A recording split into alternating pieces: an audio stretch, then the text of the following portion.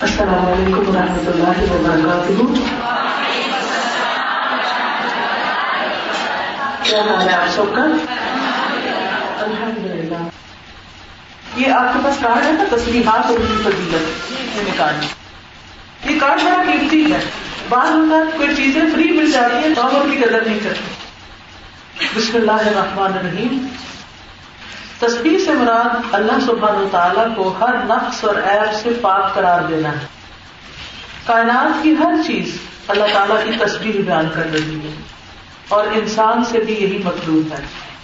ایمان والوں سے اللہ تعالیٰ کا ارشاد ہے، یا ایھا الذین آمنوا اذکروا اللہ ذکرا کثیرا وسبحوہ بکرۃ واصیلا. اے ایمان والو، اللہ کو بکثرت یاد کرو اور صبح و شام اس کی تسبیح بیان کرو. صبح و شام اس کی تسبیح بیان کرو. تسبیح کا مطلب کیا ہے؟ اللہ کو ہر نقص اور عیب سے پاک قرار دینا. مثلا کوئی موت ہو گیا ہے تو اس فیصلے کو قبول کر لینا اور یہ کہنا کہ اللہ تیرا کوئی فیصلہ غلط نہیں، تو ظلم نہیں کرتا، این ہر فیصلہ تیرا حکمت والا ہے. تو نے اگر اس بندے کو لے لیا ہے تو اس کی حکمت اور اس کے فائدے کو تو ہی جانتا ہے. میں تجھ سے ناراض نہیں ہوں، میں تیری رضا پہ راضی ہوں. تو تسبیح میں انسان دراصل اللہ کی رضا پہ راضی ہو جاتا ہے. تو یہاں پر آپ دیکھیں تسبیح جو ہے یہ افضل کلام ہے. سیدنا ابو ذر رضی اللہ عنہ سے روایت ہے کہ رسول اللہ صلی اللہ علیہ وسلم سے پوچھا گیا کہ کون سی بات افضل ہے. آپ نے فرمایا، وہ جس کو اللہ نے اپنے فرشتوں کے لیے یا اپنے بندوں کے لیے چن لیا. سبحان اللہ وبحمدہ، اللہ پاک ہے اپنی تعریف کے ساتھ. پھر رحمان کے نزدیک یہ پسندیدہ کلمات ہیں. حضرت ابو ہریرہ سے روایت ہے، وہ کہتے ہیں کہ رسول اللہ صلی اللہ علیہ وسلم نے فرمایا، دو کلمے ایسے ہیں جو زبان پر ہلکے جبکہ میزان میں بھاری اور رحمان کے نزدیک پسندیدہ ہے. سبحان اللہ وبحمدہ سبحان اللہ العظیم. اللہ پاک ہے اپنی تعریف کے ساتھ، پاک ہے اللہ عظمت والا. تو یہ دو کلمات ایسے ہیں جو زبان پہ بہت ہلکے اور قیامت کے دن میزان میں بڑے بھاری ہوں، نیکیوں کا پلڑا بھاری کر دیں گے. سب سے بڑھ کر عمل کرنے والا انسان جو تسبیح پڑھتا ہے. سیدنا ابو ہریرہ سے روایت ہے، وہ کہتے ہیں کہ رسول اللہ صلی اللہ علیہ وسلم نے فرمایا، جس شخص نے صبح کے وقت 100 مرتبہ سبحان اللہ العظیم وبحمدہ یہ کہا اور جب شام کی تو بھی اسی طرح کہا، تو مخلوق میں سے کوئی ایسا نہ ہوگا جس نے اس کے پڑھنے والے کے برابر عمل کیا ہوگا. سبحان اللہ. سمجھ آئی؟ کیا سمجھ آئی؟ یعنی جو شخص صبح شام 100 دفعہ یہ تسبیح پڑھے گا اس کا عمل اس دن سب سے زیادہ ہوگا، سب سے زیادہ وزنی. کسی اور کا عمل اس کے برابر نہیں ہوگا. ٹھیک ہے. پھر لفظ باتوں کا کفارہ. سیدنا نافع بن جبیر اپنے والد سے روایت کرتے ہیں، رسول اللہ صلی اللہ علیہ وسلم نے فرمایا، جس نے یہ کلمات پڑھے، سبحان اللہ وبحمدہ سبحانک اللہم وبحمدک لا الہ الا انت استغفرک واتوب الیک. پاک ہے اللہ اپنی تعریف کے ساتھ، اے اللہ تو پاک ہے اور تیری ہی تعریف ہے، تیرے سوا کوئی معبود حقیقی نہیں، میں تجھ سے بخشش طلب کرتا ہوں اور میں تیری ہی طرف رجوع کرتا ہوں. یعنی جس مجلس میں اس نے یہ کلمات پڑھے، ذکر کی مجلس میں، تو یہ اس ذکر پر لگائی جانے والی مہر ثابت ہوگی، اور جس نے اسے کسی لغو مجلس میں کہا تو یہ اس کے لیے کفارہ بن جائے گی. تو مجلس کے اختتام پر سبحانک اللہم وبحمدک لا الہ الا انت استغفرک واتوب الیک پڑھنا چاہیے، اور اس سے شروع میں سبحان اللہ وبحمدہ. اسی طرح میزان میں بھاری کلمات. ام المومنین سیدہ جویریہ سے روایت ہے، جب نبی کریم صلی اللہ علیہ وسلم فجر کی نماز کے بعد صبح سویرے ان کے پاس سے نکلے، وہ اپنی نماز کی جگہ پر تھی چاشت کے وقت. جب آپ لوٹے تو دیکھا وہیں بیٹھی ہیں. آپ نے فرمایا، تم تب سے اسی حال میں نہیں جب سے میں نے تمہیں چھوڑا؟ جویریہ رضی اللہ عنہ نے کہا، جی ہاں. نبی کریم صلی اللہ علیہ وسلم نے فرمایا، میں نے تمہارے بعد 4 کلمے 3 بار کہیں. اگر وہ ان کلمات کے ساتھ تولے جائیں جو آج تم نے اب تک کہے ہیں تو وہی بھاری ہوں گے. پڑھیے سبحان اللہ و بحمدہ عدد خلقہ ورضا نفسہ وزنۃ عرشہ ومداد کلماتہ. جی میرے پیچھے پڑھیں گے؟ اچھا ٹھیک ہے. آپ دیکھیے کہ میں اس شرط پر آپ کو پڑھاتی ہوں کہ پھر آپ بھی آگے کسی کو سکھائیں. یہ کارڈ آپ کے پاس ہے کیونکہ کچھ لوگ پڑھ نہیں سکتے, کچھ لوگ لکھے پڑھے نہیں ہوتے, تو آپ نے ان کو کہلوا کے زبانی یاد کرنا ہے اور ان کو یہ حدیثیں سنا کے ان کو پابند کرنا ہے کہ وہ بھی یہ ذکر کریں. ٹھیک ہے انشاءاللہ. پاک ہے اللہ اور اسی کی تعریف ہے, اس کی مخلوق کی تعداد کے برابر, اس کی ذات کی رضا کے برابر, اس کے عرش کے وزن اور اس کے کلمات کی سیاہی کے برابر. سیدنا ابو ہریرہ سے روایت ہے کہ رسول اللہ صلی اللہ علیہ وسلم ان کے پاس سے گزرے اس حال میں کہ وہ بیج بو رہے تھے. آپ نے فرمایا اے ابو ہریرہ کیا بو رہے ہو, کیا اگا رہے ہو؟ میں نے کہا اپنے لیے پودے لگا رہا ہوں. آپ نے فرمایا کیا تمہیں اس سے بہتر پودے نہ بتاؤں؟ انہوں نے کہا کیوں نہیں یا رسول اللہ. آپ صلی اللہ علیہ وسلم نے فرمایا تم کہو سبحان اللہ والحمد للہ ولا الہ الا اللہ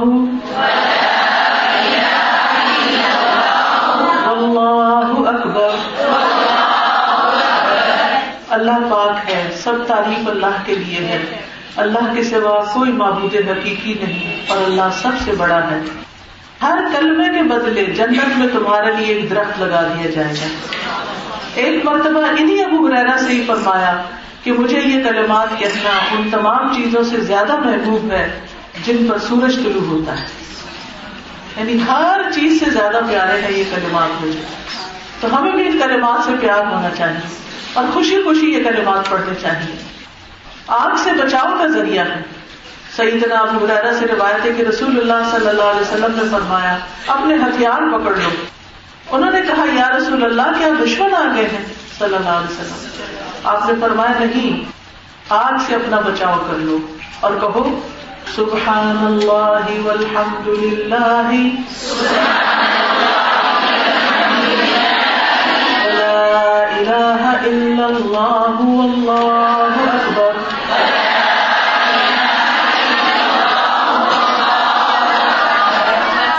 اللہ پاک ہے, سب تعریف اللہ کے لیے, اللہ کے سوا کوئی معبود حقیقی نہیں اور اللہ سب سے بڑا ہے.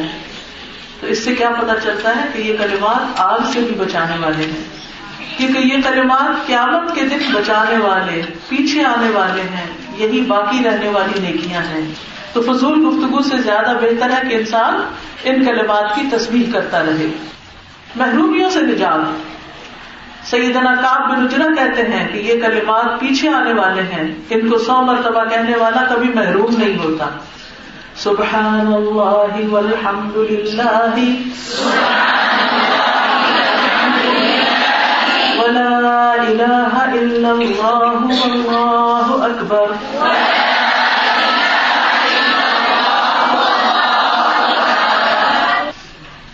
اللہ کے نزدیک بہترین بات. سیدنا ابو ذر نبی کریم صلی اللہ علیہ وسلم سے روایت کرتے ہیں, آپ نے فرمایا اللہ کے نزدیک بہترین بات یہ ہے سبحان اللہ لا شریک لہ لہ الملک ولہ الحمد وہو علی کل شیء قدیر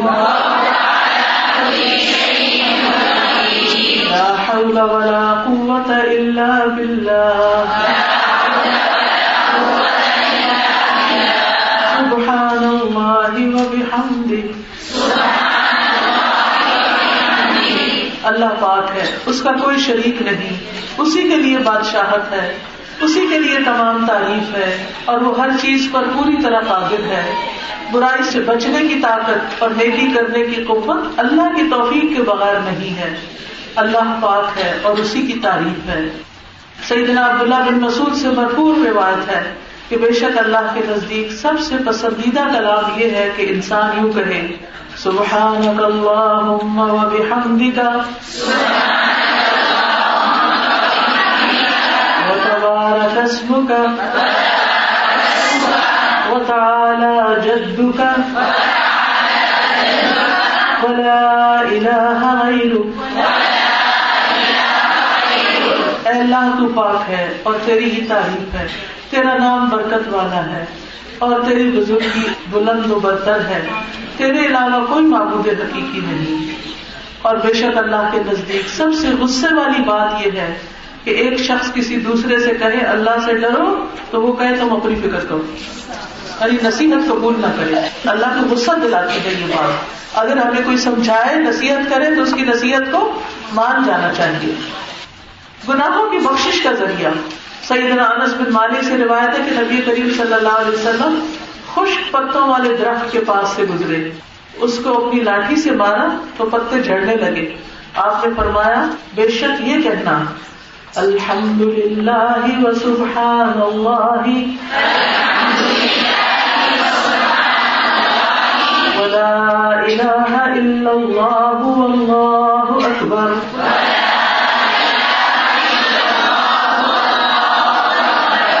سب تعریف اللہ کے لیے ہے، اللہ پاک ہے، اللہ کے سوا کوئی معبود حقیقی نہیں اور اللہ سب سے بڑا ہے.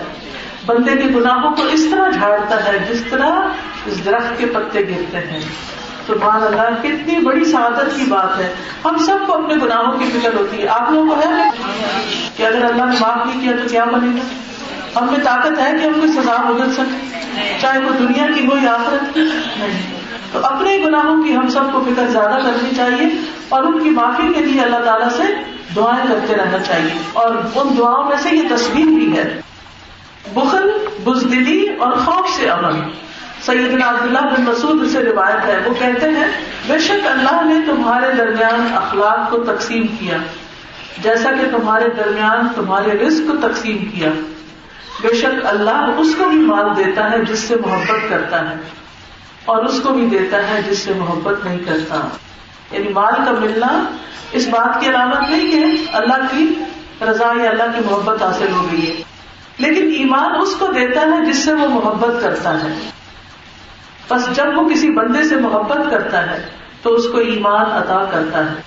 تو جو کوئی مال خرچ کرنے سے ڈرتا ہو، دشمن سے لڑنے سے ڈرتا ہو اور رات کے اندھیرے سے ڈرتا ہو، وہ اس قول کی کثرت کر دے لا الہ الا اللہ واللہ اکبر.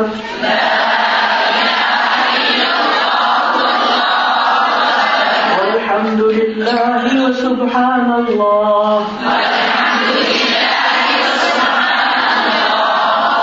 اللہ کے سوا کوئی معبود حقیقی نہیں، اللہ سب سے بڑا ہے. سب تعریف اللہ کے لیے ہے اور اللہ پاک ہے.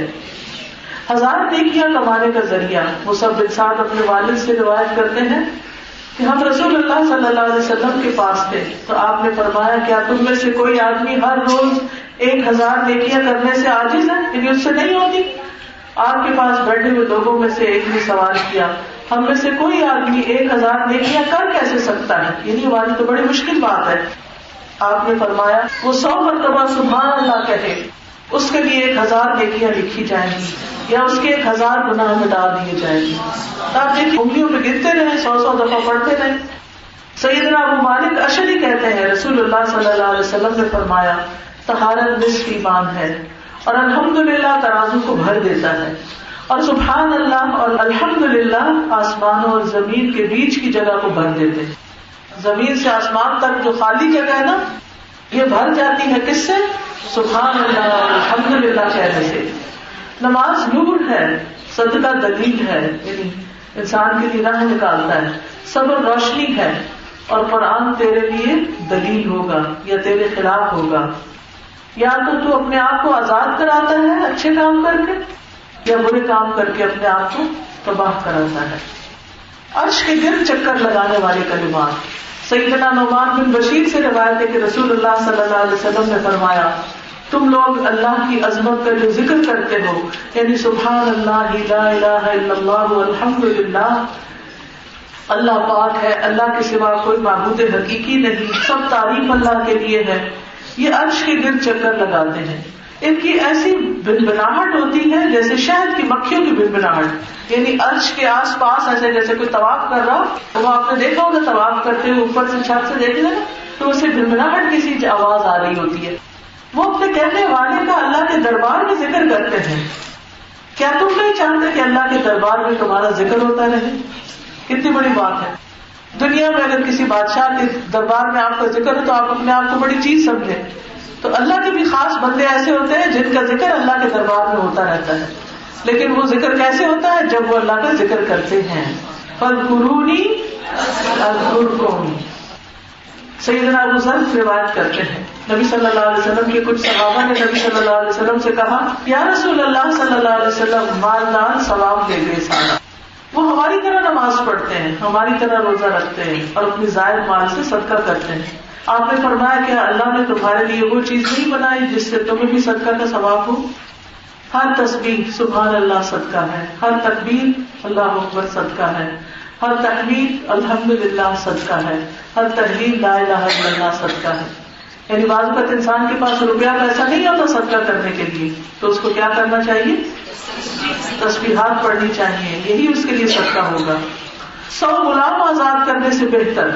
حضرت ام ہانی کہتی ہیں میں رسول اللہ صلی اللہ علیہ وسلم کے پاس آئی تو میں نے کہا یا رسول اللہ مجھے کوئی آسان سا کام بتا دیں کیونکہ میں بوڑھی اور کمزور ہو چکی ہوں اور میرا بدن بھاری ہو گیا ہے، بھاگ دوڑ نہیں کر سکتی، کسی کے کام نہیں آ سکتی، کوئی کام ایسا بتا دیں کہ جس سے مجھے نیکیاں ملتی رہے.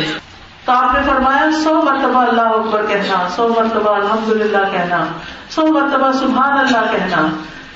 ساز و سامان سمیت 100 گھوڑے اللہ کی راہ میں وقف کرنے سے بہتر ہے، 100 اونٹ اللہ کی راہ میں قربان کرنے سے بہتر ہے، 100 غلام آزاد کرنے سے بہتر ہے. کتنا بڑا صدقہ ہے، کتنا بڑا اجر ہے. لیکن ہم یہ تسبیحات پڑھنے کی بجائے اپنا وقت فضول باتوں میں گنوا دیتے ہیں اور ان باتوں کو کر کے اور پریشانیاں مول لے لیتے ہیں. بڑھاپے میں یہ آسان عبادت ہے، ٹھیک ہے نا. یہ دوسری حدیث بھی اسی طرح ہے جس میں سبحان اللہ الحمدللہ اللہ اکبر اور اس میں 100 مرتبہ لا الہ الا اللہ بھی ہے. شب روز مسلسل ذکر سے افضل. سیدنا ابو امامہ باہلی سے روایت ہے کہ رسول اللہ صلی اللہ علیہ وسلم ان کے پاس سے گزرے. اس وقت راوی ابو امامہ کے دونوں ہونٹ حرکت کر رہے تھے تو آپ نے فرمایا اے ابو امامہ تم کیا کہہ رہے ہو؟ ان کے ہونٹ ہل رہے تھے، کچھ ذکر کر رہے تھے. ابو امامہ نے کہا میں اپنے رب کو یاد کر رہا ہوں. آپ نے فرمایا کیا میں تمہیں شب و روز مسلسل ذکر سے افضل ذکر کے بارے میں نہ بتاؤں؟ تم کہو سبحان اللہ عدد ما خلق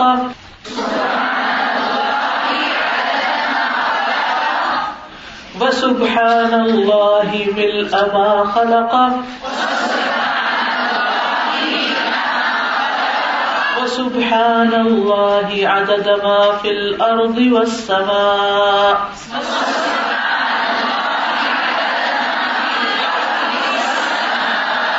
وسبحان اللہ ملء ما فی الارض والسماء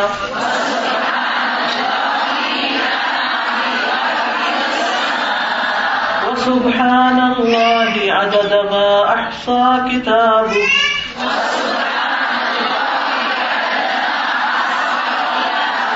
سبحان اللہ عدد کل شیء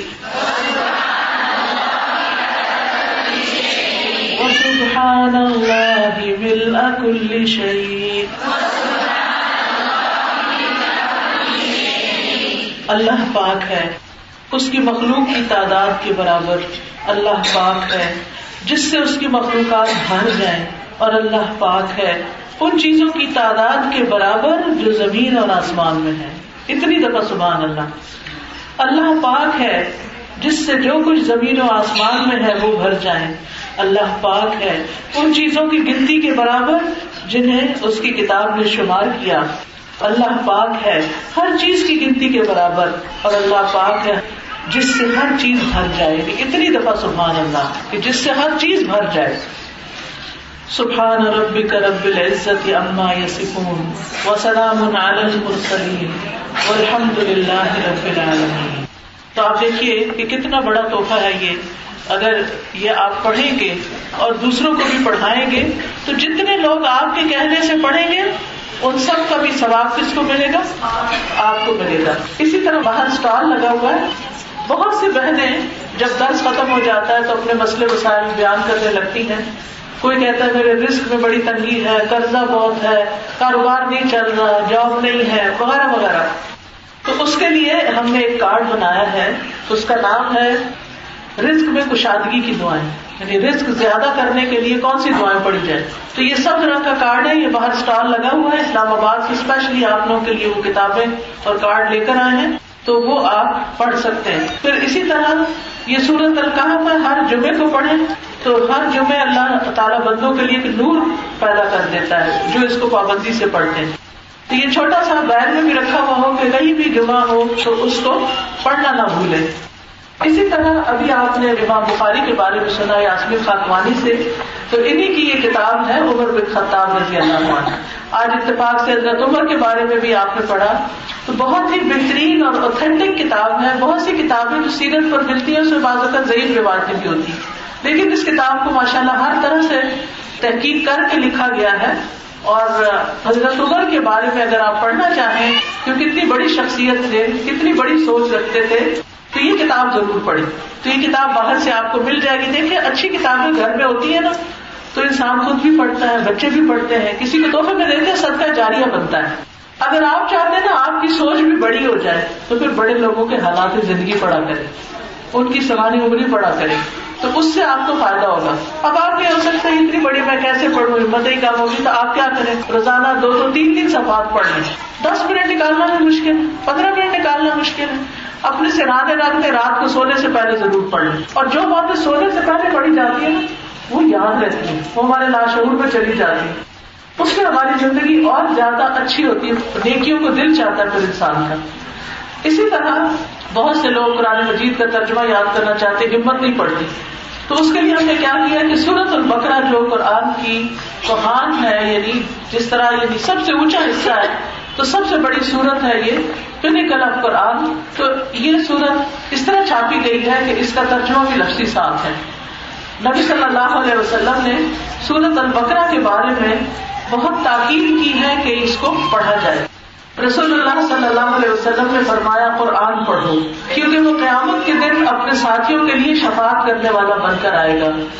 تم 2 چمکنے والی سورۃ البقرہ اور آل عمران پڑھا کرو کیونکہ وہ دونوں قیامت کے دن اس طرح آئیں گی جس طرح 2 بادل ہوں گے یا 2 پرندوں کے جھنڈ ہوں گے.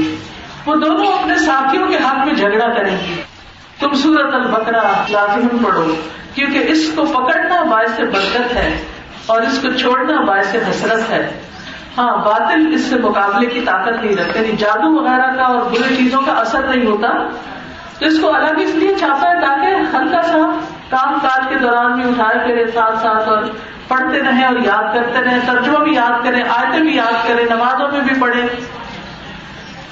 اس کی آخری آیتیں جو ہیں یہ دعا کی قبولیت کا ذریعہ ہے. سیدنا عبداللہ بن عباس کہتے ہیں ایک دن جبریل امین نبی صلی اللہ علیہ وسلم کے پاس بیٹھے ہوئے تھے کہ اوپر سے دروازہ کھلنے کی آواز آئی. چنانچہ انہوں نے اپنا سر اٹھایا اور کہا یہ آسمان کا ایسا دروازہ ہے جو صرف آج کھولا گیا ہے اور آج سے پہلے کبھی نہیں کھولا گیا. پھر اس سے ایک فرشتہ اترا. انہوں نے کہا یہ ایسا فرشتہ ہے جو آج زمین پر اترا, اس سے پہلے کبھی نہیں اترا. بس اس فرشتے نے آ کے سلام کیا اور 2 نوروں کی خوشخبری دی جو آپ کو عطا کیے گئے, حالانکہ آپ سے پہلے یہ دونوں کسی اور نبی کو نہیں دیے گئے. ایک سورۃ الفاتحہ فاتحۃ الکتاب اور دوسری سورۃ البقرہ کی آخری آیات. فرمایا تم ان دونوں میں سے جو حرف بھی پڑھو گے تمہیں اس کے بدلے عطا کیا جائے گا. سورۃ فاتحہ تو الحمدللہ ہم سب نمازوں میں پڑھتے ہیں, لیکن سورۃ البقرہ کی آخری 2 آیتیں بھی زبانی یاد کریں اور ان کا ترجمہ بھی یاد کریں, اور روزانہ کسی نہ کسی نماز میں پڑھ لیا کریں تاکہ بھولیں نہیں. اسی طرح یہ معراج کا تحفہ بھی ہے, اور عرش کے خزانے سے نبی صلی اللہ علیہ وسلم کو یہ صورتیں عطا کی گئی تھی. آپ صلی اللہ علیہ وسلم نے فرمایا بے شک ہر چیز کی ایک کوہان ہوتی ہے اور قرآن کی کوہان سورۃ البقرہ ہے. بے شک شیطان جب سورۃ البقرہ سنتا ہے تو اس گھر سے نکل جاتا ہے جس میں سورۃ البقرہ پڑھی جا رہی ہو. نبی صلی اللہ علیہ وسلم نے فرمایا تم اپنے گھروں کو قبرستان نہ بناؤ. قبرستان میں کیا ہوتا ہے, اداسی, پریشانی, غم, دکھ. اپنے گھروں کو قبرستان نہ بناؤ, اس میں نماز پڑھا کرو. کیونکہ جب تم اس گھر میں سورۃ البقرہ پڑھتے ہو تو شیطان اس کو سن کر لازماً بھاگ جاتا ہے. اور سورۃ البقرہ کی آخری 2 آیتیں خاص طور پر رات کے وقت ضرور پڑھیں گے بستر پہ جا کے. ٹھیک ہے؟ کوئی سوال میں کوئی بات آپ کہنا چاہیں تو آپ کہہ سکتے ہیں. جی آپ کو جہاں تک ہمیں علم ہے اگر ہم اپنے علم کے مطابق بہت اچھا وقت گزارتے ہیں, مطلب نماز روزہ اور باقی اختیار کرتے ہیں تو ہم اللہ تعالیٰ سے اچھا گمان رکھتے ہیں. ٹھیک ہے, تو ہم اللہ سے اچھا گمان رکھیں گے تو اس میں ہمارا کوئی مطلب اللہ سے تو اچھا ہی گمان رکھنا چاہیے. اور اچھا گمان جیسے بندہ گمان کرتا ہے اللہ اس کے مطابق ہی بندے سے معاملہ کرے گا انشاءاللہ. لیکن جب آپ نے ہمیں تصویرات کے بارے میں بتایا جس میں کہ جنت میں درخت لگ جائے گا اور مطلب آپ نے پڑھے اور اس بات کا اللہ پہ یقین رکھے کہ اللہ اپنا وعدہ سچا کرے گا انشاءاللہ. خوشی سے پڑھے, یہ نہ شیطان آپ کو وسوسہ دے پتہ نہیں ہوگا کہ نہیں, پتہ نہیں, کیونکہ شیطان چاہتا ہے ہماری ہمت کمزور پڑے اور ہم پڑھے ہی نہ اس کو. اور آپ سب کے آنے کا شکریہ. اتنے تھوڑے وقت میں آپ سب یہاں اکٹھے ہو گئے اپنے گھر کے کام کاج چھوڑ کر. اللہ آپ کے وقت میں برکت دے, آپ کی زندگی, عمر, صحت, مال, اولاد, گھر بار ہر چیز میں برکتیں عطا کرے. آپ کی دنیا اور آخرت کی مشکلیں آسان فرمائیں. میرا یہ سوال ہے, اللہ تعالیٰ مبارک کرے اللہ تعالیٰ مجھے کہنا ہے کہ گھروں میں الحمدللہ یہاں پہ تو ہم بہت سنتے ہیں اللہ تعالیٰ میں عمل کی توفیق دے. اگر یہی نظام اگر ہم اپنی اولاد میں اپنے گھروں میں کرنا چاہیں اور گھر والے مطلب کمپرومائز نہ کریں, ہمارا ساتھ اس معاملے دینی معاملات میں نہ دیں, جیسے وہاں اپنے بچوں کو چھٹی والے دن جگہ کے ایسے ٹائم پہ جو بیٹا اٹھا نماز پڑھو, گھر میں خامد روک دیتا ہے یا کوئی بڑا بزرگ روک دیتا ہے. تو بہت سارے معاملات ہیں ایسے دینی جس میں بیوی کرنا چاہتی ہے اور خامد اس کے تعاون نہ کرے, تو میں اس معاملے میں بیوی کا ابھی بھی صبر کے ساتھ لگی رہے, ہمت نہ ہارے, ہمت نہیں ہارنا. اللہ سے دعا کرنی ہے. قرآن مجید میں آتا ہے وَاسْتَعِينُوا بِالصَّبْرِ وَالصَّلَاةِ, ایک طرف صبر کرنا اور دوسری طرف دعائیں کرتے رہنا. نمازیں پڑھ کے تہجد کے اوقات میں اذان سن کے دعا کر کے قبول ہوتی ہے, اس وقت ہمت نہیں ہارنی. انشاءاللہ اللہ تعالیٰ ضرور ان کا سینہ کھول دے گا. بہت سے بہنیں اپنا یہ سناتی ہے واقعہ کہ شروع میں ہماری بڑی مخالفت تھی کہ ہمارا طرز عمل تبدیل ہوا, ہمارا اخلاق اچھا ہوا, ہمارے معاملے اچھے ہو گئے, تو گھر والے ہماری بات کو سن لگے. السلام علیکم میڈم. وعلیکم السلام. میں نے پوچھنا تھا سورہ نور کا حاشیہ نمبر 49 ہے اور اس میں مولانا نے جب بات اپنی ختم کی ہے تو وہاں پہ لکھا ہوا ہے کہ آپ کے ذہن میں چیز آ رہی ہوگی کہ کوئی رنگ مال کے اپنے چہرے کو سفید کرنا, تو اس کی میں نے ممانعت لکھی ہے. تو صحیح بخاری میں نے حدیث ڈھونڈی, باقی ساری ملی لیکن اس کی مختلف مطلب نہیں ملی, تو میں آپ سے بولی میرے ایسی کوئی بات نہیں ہے. زینت سے عورت کو منع نہیں کیا گیا, خاص طور پر اگر اپنے شوہر کے لیے کرتی ہے, کیونکہ ہمارے معاشرے میں سفید رنگ کو ایک خوبصورتی بنایا گیا ہے, تو اس میں اگر کوئی کریم لگا لے تو کوئی حرج نہیں. میرا کوشچن یہ ہے کہ جیسے ہم لوگ یونیورسٹیز وغیرہ میں پڑھتے ہیں تو انوائرمنٹ آج کل کافی چینج ہو چکا ہے. تو اگر ہم لوگ کسی کو یہ کہتے ہیں کہ آپ لوگ نظام میں یا مطلب اس پر عمل کرو, تو وہ کہتے ہیں کہ ہمیں بھی سب کچھ معلوم ہے لیکن ہم زیادہ کوشش کرتے ہیں کہ آپ یہ اور سیکھیں. تو وہ کہتے ہیں کہ اگر ہم نے اس وعدہ پڑھ لیا تو ہمیں اس سے عمل بھی کرنا پڑے گا, ہمیں حساب دینا پڑے گا. تو اس سچویشن میں مطلب کیا کہہ رہے ہیں کہ جو سننا نہیں چاہتے کہ ہمیں عمل کرنا پڑے گا, تو ہمیں نہیں سننا. آپ ان سے پوچھا کریں کہ اگر عمل نہ کیا تو حساب نہیں ہوگا. کیا اللہ کو نہیں پتا کہ آپ جان بوجھ کے یہ کام غلط کر رہے ہیں؟ اللہ کو تو دھوکہ نہیں دے سکتے. کسی انسان کو تو ہم دھوکہ دے سکتے کیونکہ ہمیں پتہ ہی نہیں تھا. دوسری بات, کیا دنیا میں کسی قانون سے لا علمی انسان کو پکڑ سے بچاتے تھی کہ کسی نے ٹریفک کا کوئی قانون توڑا اور مجھے تو پتہ ہی نہیں تھا, تو اس کو چھوڑ دیں گے؟ بس ان کو کہہ دیں آگے اچھی بات بتاتے رہے, کسی دن سن ہی لیں گے. وعلیکم السلام. میں نے اس سے یہ پوچھنا تھا کہ مجھے نا آپ کی دن ہو گئے رات کو نا مجھے فارم میں زلزلہ محسوس ہوتا ہے کہ زلزلہ آ رہا ہے, میں باقاعدہ ہل رہی ہوتی ہوں جاگتے ہوئے بھی نا, ایک دم اس کی دیکھتی ہوں کچھ نہیں ہوتا, مجھے اتنا ڈر لگتا ہے. اور جب میں رات کو کمرہ بند کرنے لگتی ہوں تو مجھے اتنا خوف ہوتا ہے. تو یہ میں پوچھنا چاہتی تھی جی, اس میں آپ نا تسبیحات پڑھیں. یہ ابھی آپ نے پڑھا نا کہ جس کو خوف آئے, جس کو اندھیرے سے ڈر لگے, اس میں آپ دیکھیے کہ یہ اس طرح کے خواب آتے ہیں نا, یہ سب کے فائدے کی بات ہے. عام طور پر ہماری زندگی میں جب کوئی حادثے ہوتے ہیں، آپ سب سن رہے ہیں کیونکہ ہو سکتا ہے آپ کو بھی پریشان کن خواب آتے ہیں. ہوتا یہ ہے کہ جب ہمیں کوئی حادثہ ہم دیکھتے ہیں تو ہم ڈر جاتے ہیں اور وہ ہمارے دل پہ گہرا اثر کرتا ہے. پھر وہ ہماری جو انفارمیشن ہمارے مائنڈ میں ہوتی ہے نا، جب ہم رات کو سوتے ہیں وہ پیچھے چلی جاتی ہے، پھر کوئی اور غم آ جاتا ہے، کوئی اور مسئلہ آ جاتا ہے. پھر تو یہ جو مختلف طرح کی خوف دلانے والی چیزیں دیکھتے دیکھتے دیکھتے ہمارے اندر وہ ہمیں بھول جاتی ہیں آہستہ آہستہ، لیکن ہمارے لاشعور میں چلی جاتی ہیں. جب ہم سوتے ہیں تو وہ لاشعور سے پھر شعور میں آنے کی کوشش کرتی ہیں، اس سے ہمیں ڈراؤنے خواب آنے لگتے ہیں.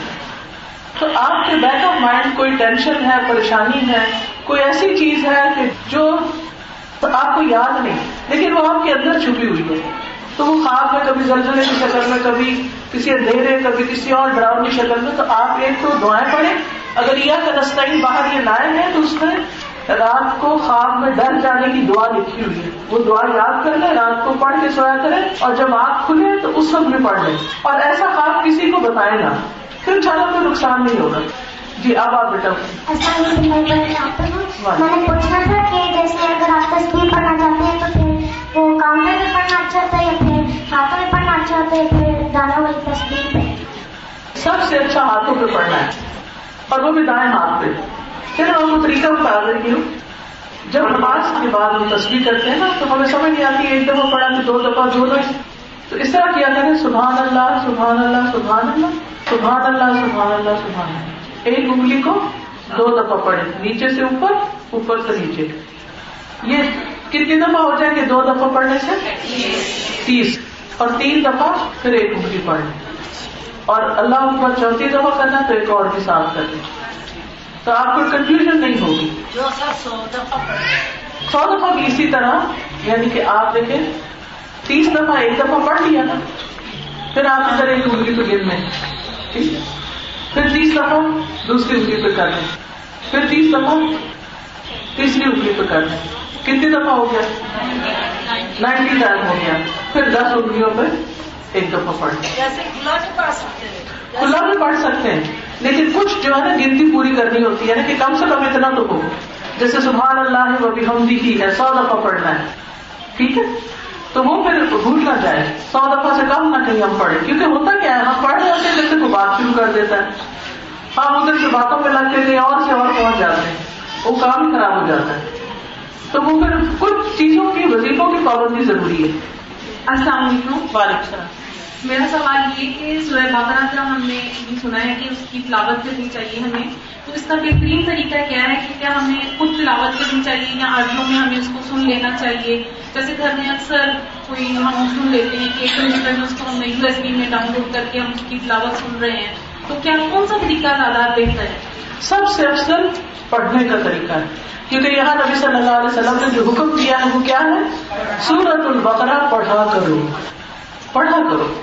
لیکن اگر بیمار ہے کوئی شخص اور وہ ہر وقت نہیں پڑھ سکتا تو پھر وہ سن بھی سکتا ہے، لیکن وہ دوسرا درجہ ہے. اصل کیا ہے؟ خود پڑھنا. ہمیں پڑھنے کا خود فائدہ ہوگا.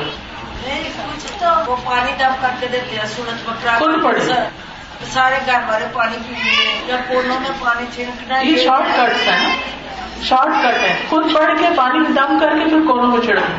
جی السلام علیکم. وعلیکم السلام. میرا کوشچن یہ ہے کہ جمعے والی چیزیں نکاح کرنا کیسا ہے، افضل ہے یا سنت ہے؟ برابر ہے، جمعے کو کریں، ہفتے کو کریں، کسی دن کی فضیلت نہیں ہے نکاح کے لیے. دن میں کریں، رات میں کریں، جب جس کو سہولت ہو، اور بلا وجہ دیر نہ کریں. اچھا تسبیحات وضو کر کے کرنی چاہیے کہ وضو کے بغیر؟ وضو کے بغیر تسبیحات ہو سکتی. ٹھیک ہے. وعلیکم السلام.